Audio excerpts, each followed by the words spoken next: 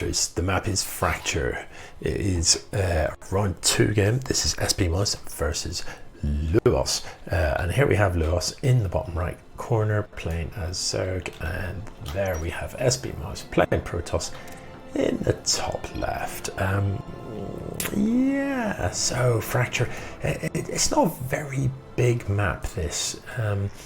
If you look at where your natural expand comes out here, compared to where your opponent's natural expand comes out here, you know, it's really not that far across. So yeah, it's not a particularly big map. It is pretty easy to defend your natural, and as it always is, really, to be honest, in StarCraft. But the third is rather difficult. So this does not tend to be a map that you see late game shenanigans in with players sharing the map. This does tend to be more of a kind of 2-base all-in style of map. So we'll see what happens here. SBMous coming in to have a look around. Louos has, of course, sent an overlord out onto the map to peek about the place. Here is that overlord. So it's going to be a while before he gets any sort of information from that. He doesn't appear to be sending a worker out as well. So he's just going to rely on that overlord for the time being.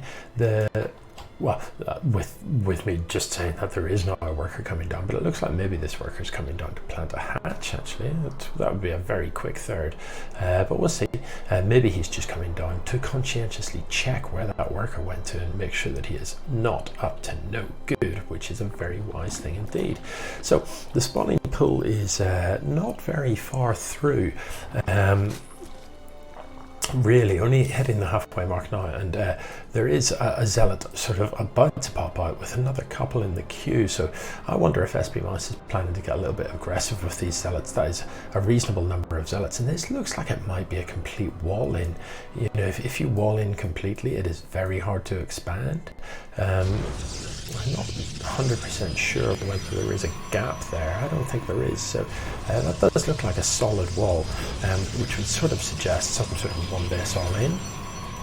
You don't see so much of the 1-base all-in these days. Only a single gas, and with zealots queued up. Oh look, there is a gap. What am I talking about? With zealots queued up and only a single gas, this would feel to me like something like charge, or you know, a significant number of zealots to turn up and try and put some hurt on your opponent rather than anything defensive. But we'll see. A single gateway kind of suggests the opposite of that. So some links are coming across the map now, but you know, there's more than enough zealot. There's more than enough Protoss at home to see this off without too much bother.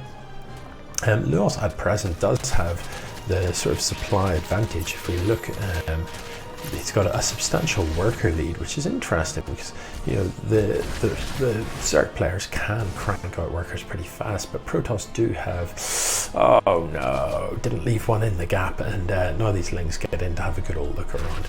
I don't think they're going to get much done. I mean, they got that single worker kill, which is a little bit sloppy to allow that to happen, but with these 3 zealots chasing them, they're not going to be able to stand still for long. However, speed is not far off done, so the lings will be able to give these zealots the run around. I'd like to see SBMous separate the zealots out to make sure that, you know, he's always leaving. You know, losing another worker there is not ideal. To only 4 lings when you've got 3 zealots, you shouldn't really be losing any workers at all.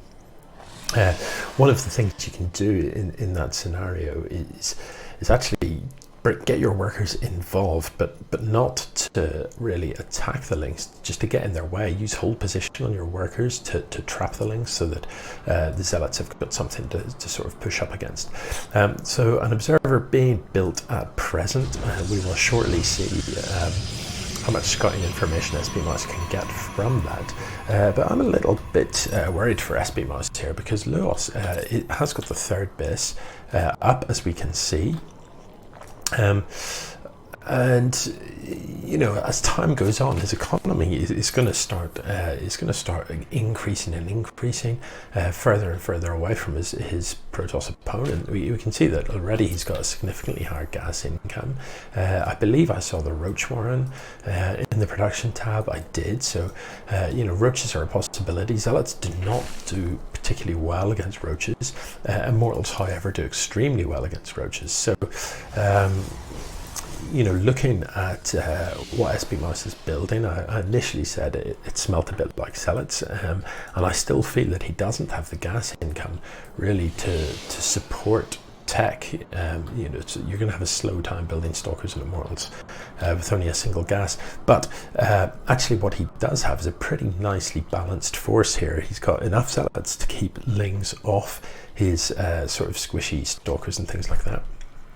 He's got enough Immortal and Stalker to see off a reasonable number of roaches. So you can see that the Observer here is able to get in and have a little poke around.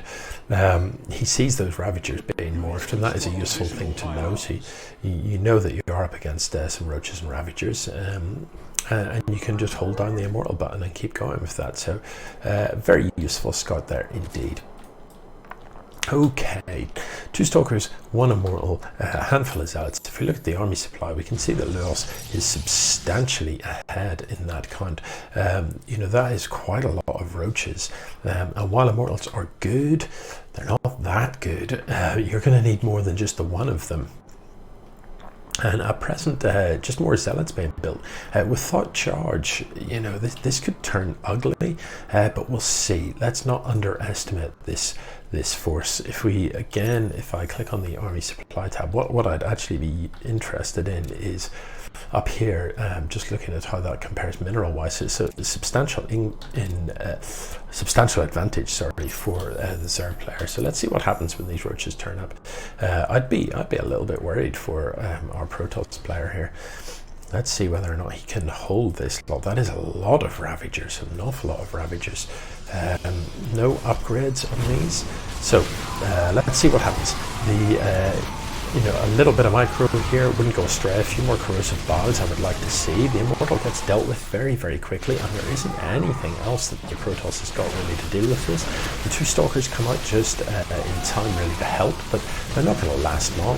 You know, if we look at the army supply, it is dwindling for the Protoss. It is spiraling for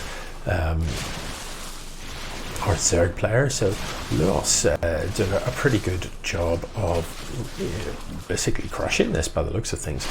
So in he comes. It's hard to see a way back from here. There's just too much Zerg in this. The Immortal is going to be a while. One Immortal on its own just isn't going to cut it. This is researching Thermal Lance, but you know, we're not going to see any Colossus in this game. There's another pack of roaches coming across the map, and I just expect a GG very shortly here, really. And I think that's what's about to happen. Yeah, so pretty strong opening from Louos. Pretty strong opening indeed. No messing, got up to 3rd bases nice and quickly, and we can see even at this point isn't sort of ignoring his macro at home, has got the 4th base down and building. So looking pretty good there, looking pretty good, Louos, and +1 on these as well.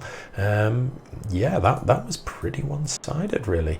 So a couple of mistakes from our Protoss player. Didn't really have enough gas early in the game, and lacked production as well. You know, there are 3 gateways here now, but you know, for quite a long time it was just single gateway production with that queue of Zealots, and hopefully everybody already knows how I feel about queues. Okay, GG.